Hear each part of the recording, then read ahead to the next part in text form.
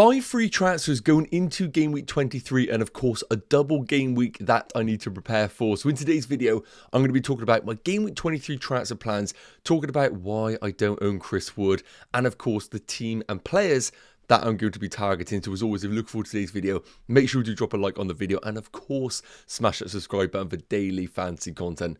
Enough waffling, let's get into today's video. So first up, a quick recap on how game week 22 is going so far, because of course we still have that Chelsea game at home against Wolves, and I know a lot of managers, including myself, didn't put the captaincy on Cole Palmer because of those rumours that he was carrying an injury. Now it sounds like he is going to be available, so with his effective ownership being over 100%, I'm now praying that Palmer does blank. It's one of those unusual situations in the game right now, but currently on 41 points for the game week, and it is a small red arrow to 203,000. And a reminder that I did roll my transfer. So just quickly going through some of the big performers and of course the flops in the team.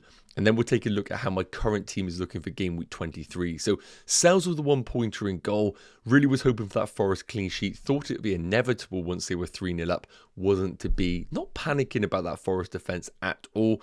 In terms of the defenders, Trent with the 11-pointer, that was needed because I've been talking about how I don't think he is FPL value. I still stick by that. When you do see these points like an 11-point haul and you consider the cheaper alternatives in someone like a Kanate, you understand why Trent has that high ceiling that others don't really have. And Munoz has been a bit of a hero the last few weeks. No attacking returns, but back-to-back clean sheets for him. And then Gabriel with the 1-pointer. A lot of managers worried about the Arsenal defence right now, especially with Saliba potentially being out for the next game too, but I still have no panic about them and their future returns. In terms of the midfielders, Bruno with the 8-pointer. Now, I was talking about potentially selling him. Kind of glad I didn't, but with that Man United performance against Brighton, it just feels like all United players need to be sold as soon as possible. Gordon with the 2-pointer alongside Alexander Isak. That Newcastle performance came out of nowhere, but it is credit to Bournemouth. And now I think we need to have Bournemouth in the back of our minds, whether you are looking to buy them or when you play teams against them, because they are the real deal this season. Of course, Palmer still to play, and Mo Salah with the captaincy blank. Yes, it was disappointing, but do I actually regret the decision? No, with that Palmer news that he was potentially going to be out. It is what it is in these weeks. And then the front three, what a fantastic week it was. 6 points between them all. Now, of course, being a manager that doesn't own Chris Wood, this is particularly painful this week. I spoke about how each and every week, one of my cheaper forwards has always stepped up and basically gone against Chris Wood as a bit of a blocker. We've had Vissa a few weeks. We had João Pedro in 2 of those weeks. This is the few of those weeks where none of them have stepped up against Chris Wood. And of course, he delivered that 12-pointer. Hence why we have the red arrow. It felt like that Southampton game was just the one that I needed to dodge, because now I just don't feel like I need to bring in Chris Wood. But it was painful enough this week. So 41 points, Semenyo and Anderson on the bench. Semenyo will come in for Cole Palmer if he doesn't play. Obviously not a fantastic week, but it now puts me in a position where I have 5 free transfers going into game week 23. So let's take a look at how my team is looking currently. Then we'll look at some players to target and, of course, my long-term plans. So looking forward to game week 23, here is how my team is currently looking. And honestly, I just want to put myself in a position to have 5 free transfers to say that I was one of those managers that got there. And I do think at this time of the season, with the double game weeks coming up, and of course, a lot of chips being activated in the foreseeable future, anytime you can get yourself closer to the 5 free transfers, I think it is a powerful position to be in, because you can either do a mini wildcard and completely change your team up, or you can just make a couple of transfers and keep 3 in the bank, for example. And I really do want to try and keep as many transfers as possible available, but of course, we need to prepare for the future, and that might require additional transfers. So take a look at how the team is looking right now. Sells away against Bournemouth. Again, are Bournemouth fantastic? Yes. But do I feel like there is a goalkeeper transfer necessary? The answer is going to be no. So the goalkeepers don't feel like they need to be done. Yes, I could maybe potentially shift that over to a Pickford, but we also need to remember I've got 0 in the bank, so if I want to make that luxury move, I would have to do so by sacrificing somebody else in my team. I don't think it is necessary. In terms of the defenders, now, right now, that back three is absolutely fine. Gabriel away against Wolves, again, people are panicking about Arsenal. I don't really see it right now. I still think Arsenal are a good team. Wolves are still a little bit indifferent with their new manager. We'll see after Monday night, of course, but no panic right now getting rid of Gabriel. Trent at home against Ipswich, fantastic. And then Munoz at home against Brentford. Again, if you were to say to me that's my back three for game week 23, I would be more than happy with it. Now, in terms of the midfielders, again, Mo Salah and Cole Palmer are just long-term holds for me regardless. If Palmer is out injured for game week 22, then we might reassess this. But as of now, they are absolutely fine. And the same is going to apply to Gordon. I know Newcastle had a bit of a slip up in game week 22, but Southampton are just the team to target right now. And I wouldn't be surprised if Newcastle were to return to form in this fixture. So Gordon, of course, is a lock in this team. I think the two that really have been up for debate for the past few weeks is going to be both Semenyo and Bruno Fernandes in my midfielders. Now, there probably is more of a case now to justify keeping Semenyo with Bournemouth's recent performances, Semenyo being a bit more forward with the absence of Avin Nielsen. So I think Semenyo could stay in this team, but Bruno Fernandes at his price point right now. So he did score the penalty, of course, in game week 22, but Man United themselves are just such an unpredictable team. And would I be surprised if they go to Fulham and lose? Absolutely not. And I think that's the issue right now. Yes, he is the talisman in this team, but with Man United just having no certainty each and every game week, I find it harder and harder to justify keeping him in this team with other midfielders available that we can bring in. So I think Bruno Fernandes is the obvious cash cow going into game week 23. And then the front two, Alexander Isak away against Southampton, I think is just obviously fantastic. And then we got probably the most frustrating player I've ever owned in João Pedro at home against Everton. Now, again, I could easily move João Pedro out, but at his price point, there's very few players I can go to unless, as I mentioned, we use a cash cow in the team to then be able to upgrade him. And I do want to touch on a few teams that I am looking at right now. So going into game week 23, if you were to say to me, this is the team, I would be absolutely fine with it. But now having 5 free transfers, I need to be a bit more astute with my moves. How am I going to prepare for the upcoming double game week? Let's take a look at some of the transfer targets that I do have. So I think it's always important when you have loads of transfers available and knowing that each move that you make is quite important to just have a bit of a zoomed out lens on how the upcoming fixtures are looking. Now again, I've only gone up to game week 28. Game week 29 will be a blank game week. We don't really know that until the second leg of the EFL Cup. We can make our assumptions, but that is all we can do. So I want to look at the here and now, and the big thing, of course, is the double game week in game week 24. Hence why Liverpool and Everton are top of this transfer ticker. Now, a third Liverpool asset is 100% on the cards for my team. I will touch on the 3 in a minute on a separate section. But I do think game week 23 is the entry point if you want to go there. I totally understand managers waiting until game week 24, but I actually don't think game week 24 is a great double. Yes, I think you want 3 Liverpool, but Bournemouth away is going to be very difficult for Liverpool, and even Everton away, a local derby regardless, and new management, that could be a really tricky game. And then, of course, Wolves at home in game week 25. So I look at Liverpool and think, if you want to go there, I think try and getting on them in game week 23 is the way to go if you can get that Ipswich fixture. Everton, I don't think you need to go there until the actual double if you even want to go there, because Brighton away isn't great. The fixtures afterwards are really indifferent. I feel like if you go Everton, you are just doing it for that Leicester at home game in that double game week. Outside of that, just a few teams I want to highlight. Aston Villa, I really do like for the next 3. Someone like a Morgan Rogers is absolutely on my mind. I'm not even thinking about Spurs. Palace, long term, I really do like. Eze, again, always a player in the back of my mind that I want to target. People talking about selling Arsenal. I still don't see it from a defensive perspective. Wolves away is fine. Leicester away is fine. West Ham at home is fine. Don't think you need to ship out Gabriel at all for your teams.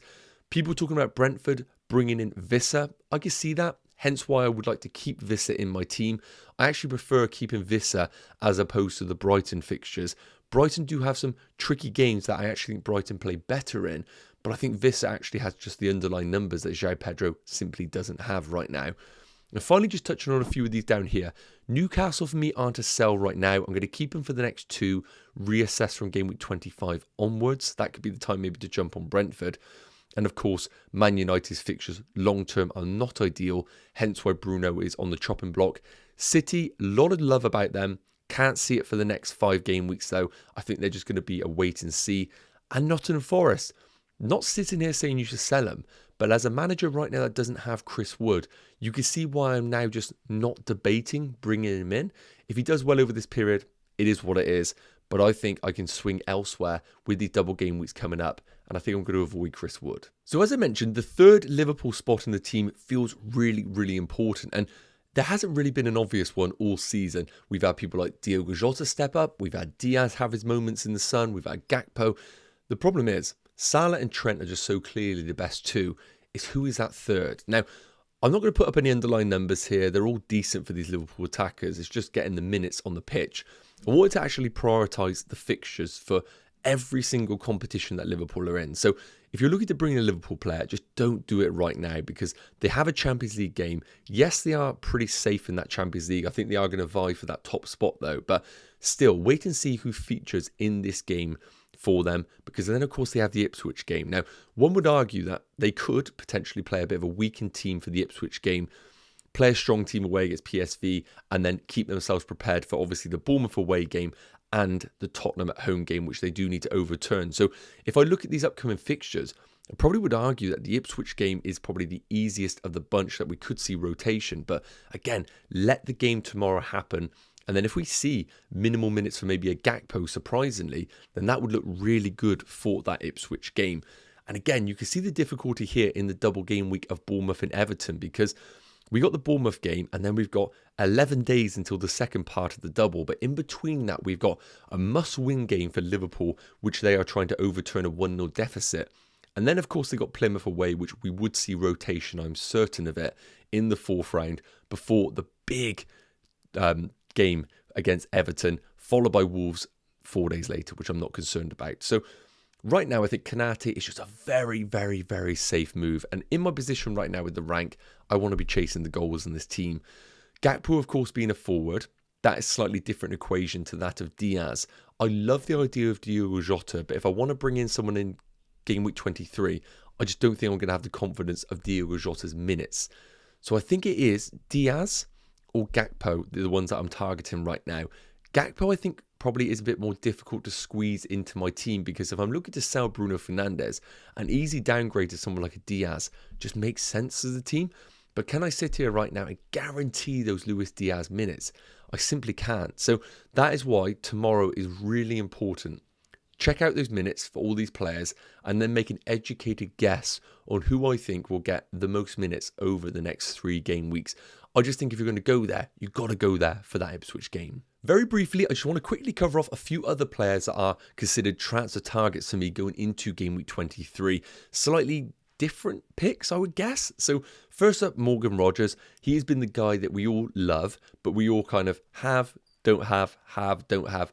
This could be my moment to go back on him. If I was to opt for maybe the Gakpo spot in that forward position, which probably is the safer of all the Liverpool attackers, then what I easily could do is downgrade Bruno Fernandes to Morgan Rogers, because the next 3, West Ham at home, Wolves away, Ipswich at home, are fantastic. Even Chelsea at home in game week 26 is not bad at all. So I actually do think going back on Morgan Rogers is a perfectly fine move. And then it would allow me the funds to easily upgrade someone like a João Pedro to a Gakpo. So I haven't ruled out Rogers as a pick. The underlying numbers are just really, really steady this season. And I do understand that he is 5.5 million for a reason. He isn't going to deliver each and every game week. Eze, at a bit more of an expensive price point, is another one that I am considering. With his underlying numbers right now, they are starting to see that slightly improve each and every week. And I think the Palace fixtures are actually good. Brentford at home is fantastic. I don't think Man United away is bad at all. I think the powerful runners in this Palace team will hurt Man United. And then Everton at home in 25, not bad. And then you obviously have that long-term perspective of game week 28 with Ipswich at home. The only thing we need to note is, of course, Palace could be a blank in game week 29, depending on how those EFL Cup results go. And finally, Calvert-Lewin. I can't believe I'm saying this right now.